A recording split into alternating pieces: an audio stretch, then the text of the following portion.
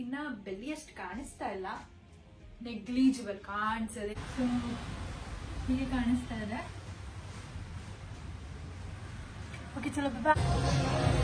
And ನಮ್ಮ ಇನ್ನೊಬ್ರು special guest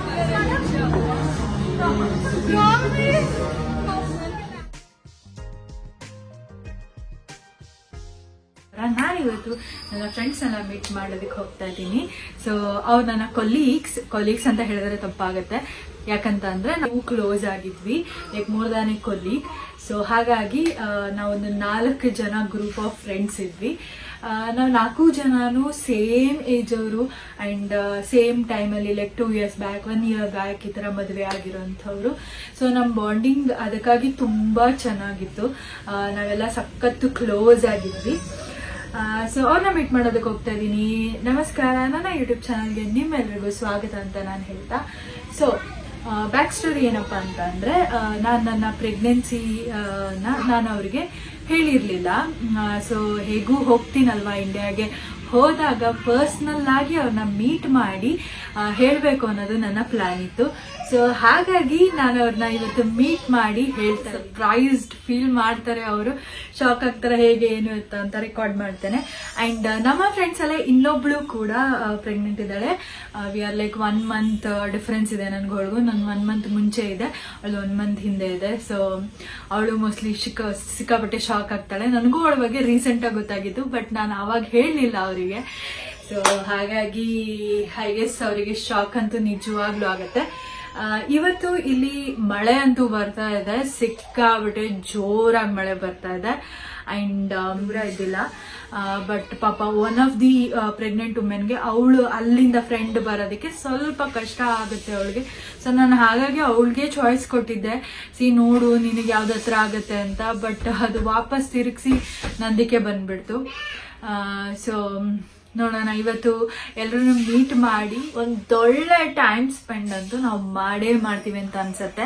ನಮ್ದಲ್ಲಿ ಒಂದು ಇನಿಷಿಯಲ್ ಪ್ರಾಬ್ಲಮ್ ಇದೆ, ಮೀಟ್ ಆಗೋದಿಕ್ಕೆ ಎಲ್ಲ ಟೈಮ್ ತಗೊಂತೀವಿ, ಸ್ವಲ್ಪ ಪ್ಲಾನ್ ಮಾಡೋದಿಕ್ಕೆ ಮತ್ತೆ ಎಲ್ಲರೂ ಟೈಮು ಸೆಟ್ ಆಗೋದಿಕ್ಕೆ ಬಹಳ ಕಷ್ಟ. ಬಿಕಾಸ್ ಎಲ್ಲರೂ ಅವ್ರ ಫ್ಯಾಮಿಲಿ ತುಂಬಾ ಬ್ಯುಸಿ ಆಗ್ಬಿಟ್ಟಿರ್ತಾರೆ. ಸೊ ಹಾಗಾಗಿ ಮೀಟ್ ಆಗೋದೇ ತುಂಬಾ ಅಪರೂಪ.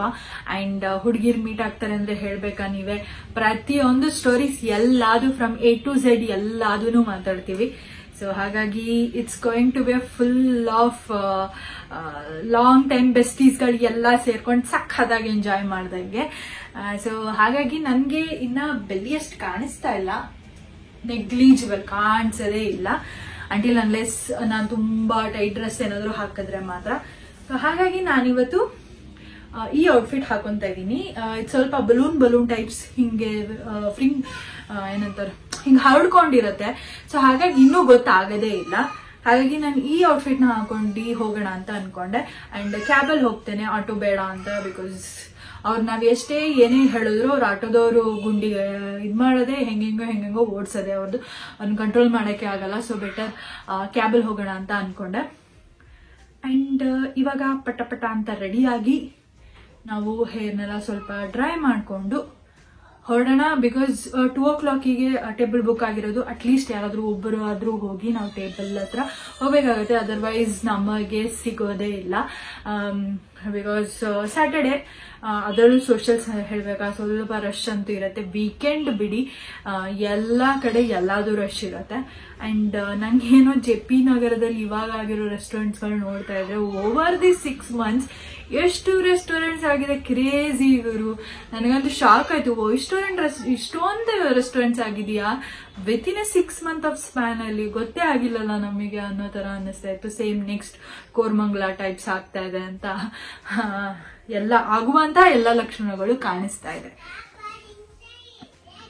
ಸೊ ಇವಾಗ ನಾವು ಬೇಗ ರೆಡಿ ಆಗೋಣ. Okay bye. ರೆಡಿ ಆಗಿದ್ದೀನಿ, ಹಿಂಗೆ ಕಾಣಿಸ್ತಾ ಇದೆ. I am very close, I guess ತುಂಬಾ ಕ್ಲೋಸ್ ಅಲ್ಲಿ ಇದ್ದೀನಿ. Okay it's okay. So I am very late. ಒಂದು 5 ನಿಮಿಷ ಎಕ್ಸ್ಟೆಂಡ್ ಮಾಡಿ ಅಂದ್ರೆ ಅವ್ರು ಎಕ್ಸ್ಟೆಂಡ್ ಮಾಡ್ತಲ್ಲ. ಲೆಟ್ಸ್ ಸಿ, ಹೋಗಿ ನನಗೆ ಟೇಬಲ್ ಸಿಗುತ್ತೆ ಅಂತ ನಾನು ಅನ್ಕೊಂಡಿದ್ದೀನಿ. ಸೊ ಬನ್ನಿ ಹೋಗೋಣ. ಸೊ ಹೀಗೆ ಕಾಣಿಸ್ತಾ ಇದೆ. ಓಕೆ ಚಲೋ ಬಾಯ್. ಯಾರು ಟೇಬಲ್ ಬುಕ್ ಮಾಡಿರ್ತಾರೆ ಅವರೇ ಫಸ್ಟ್ ಹೋಗಲೇಬೇಕಾಗತ್ತೆ, ಯಾಕಂದರೆ ನಮಗೆ ಟೇಬಲ್ ಸಿಗದಲ್ಲೇ ಇರೋ ಚಾನ್ಸಸ್ ಜಾಸ್ತಿ ಇರುತ್ತೆ. ಹೇಗಿದ್ರೂ ಅವ್ರು ಹೋಗ್ತಾರಲ್ಲ ಅಂತ ಬೇರೆಯವರೆಲ್ಲೂ ಲೇಟಾಗಿ ಬರ್ತಾರೆ. ಸೊ ನಾನಂತೂ 2 ಒಳಗೆ ಹೋಗಿ ರೆಡಿಯಾಗಿ ವೆಯ್ಟ್ ಮಾಡ್ತಿದ್ದೆ. ಬಟ್ ಲಿಟ್ರಲಿ 3 ಮೇಲ್ ಆಯಿತು ಎಲ್ಲರೂ ಬರೋವರೆಗೂ. ಸೊ ನನಗಂತೂ ಹಸಿವಾಗೋಕ್ಕೆ ಶುರುವಾಗಿತ್ತು. ಇತ್ತೀಚೆಗೆ ತುಂಬ ಹಸಿವಾಗುತ್ತೆ, ಹಾಗಾಗಿ ನಾನು ಒಂದು ಜ್ಯೂಸ್ನ ತೊಗೊಂಡು ಕುಡಿತಾ ಕುತ್ಕೊಂಡು ಟೈಮ್ ಪಾಸ್ ಮಾಡಿದೆ. ಅನುಷಾ ಚಸ್ಮಾ ಚೆನ್ನಾಗಿದೆ.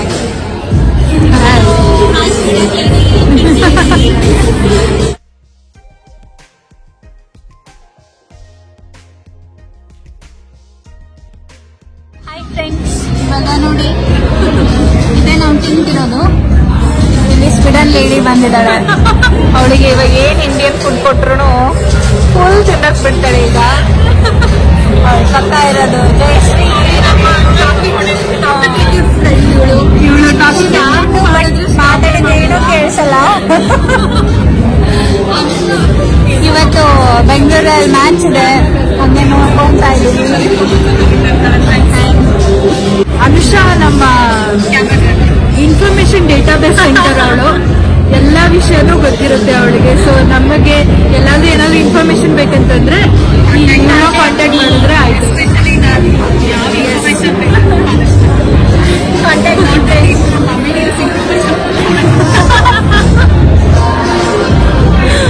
ಸರಿ, ಪಾನಿಪುರಿ ಇನ್ನೊಬ್ರು ಸ್ಪೆಷಲ್ ಗೆಸ್ಟ್ ಬರಬೇಕು. 3 ಗಂಟೆಯಿಂದ 3 ಜನ ಕಾಯ್ತಾ ಇದ್ದೀವಿ. ಇನ್ನೂ ಬರ್ತಾನೆ ಇದ್ರೆ ಆಲ್ದಿವೆ. ಅವ್ರಿಗೆ ಹಸಿವಾಗಿ ಒಂದು ಟ್ರಿಪ್ ಊಟ ಮಾಡ್ಕೊಂಡೇ ಬರ್ತಾರೆ. ಬಿರಿಯಾನಿ ತಿಂದು ಬರ್ತಾ ಇದಾರೆ. ಸೊ ಬರ್ತಾರ ಬರಲ್ವಾ ಅಂತ ಕಾಯ್ತಾ ಇದೀವಿ.